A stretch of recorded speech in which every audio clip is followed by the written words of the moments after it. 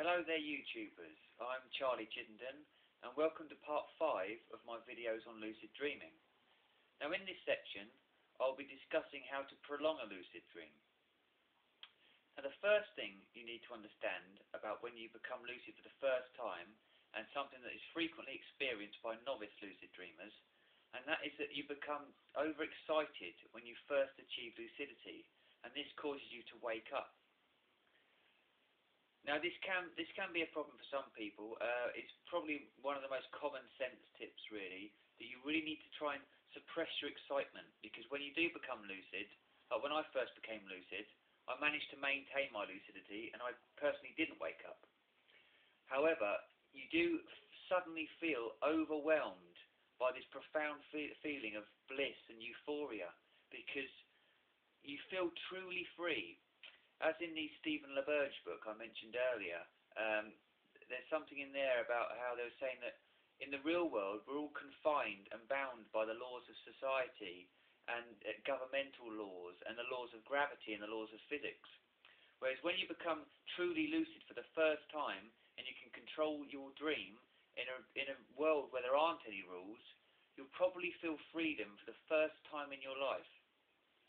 And this gives you such a blissful feeling. There is a small element of fear, because you're aware that your physical body is asleep in your bed.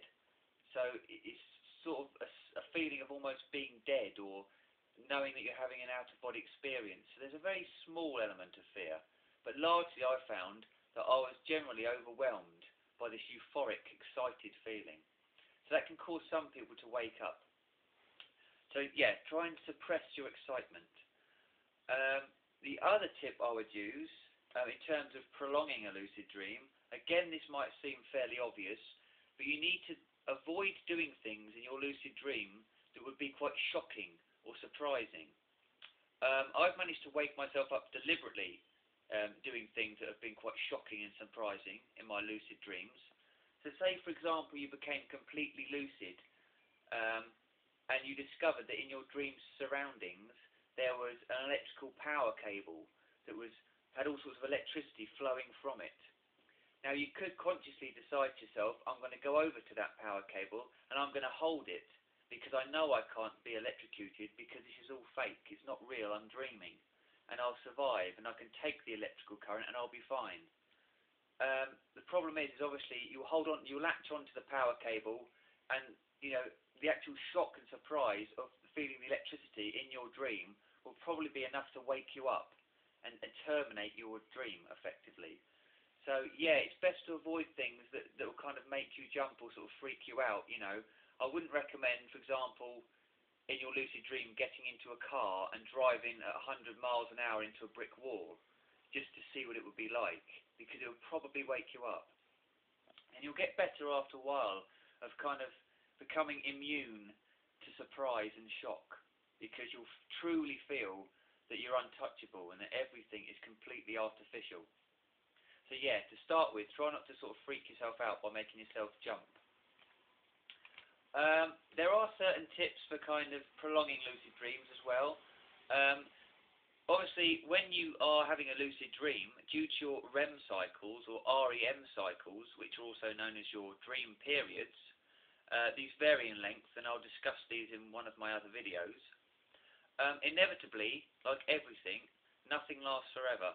So obviously your dream, whether you're lucid or not, is going to end at some stage, and that will be beyond your control. So when you become lucid, after a while you may feel the dream dying around you, so to speak. You'll notice that the colours and the visuals are all dissolving, and the audio is becoming unclear, and you do become aware that the dream is ending. So there are certain things you can do to try and maintain the dream, and one of them is rubbing your hands together. Now this is supposed to heighten your senses, as you can feel your hands rubbing together and you feel the warmth generated by rubbing your hands together. And this is kind of heightens your senses and sort of reinvigorates and resuscitates the scene. So that's one of the tips you can use. Another one is that you need to spin round on the spot, very much in the way that a ballerina would spin on one foot instantly.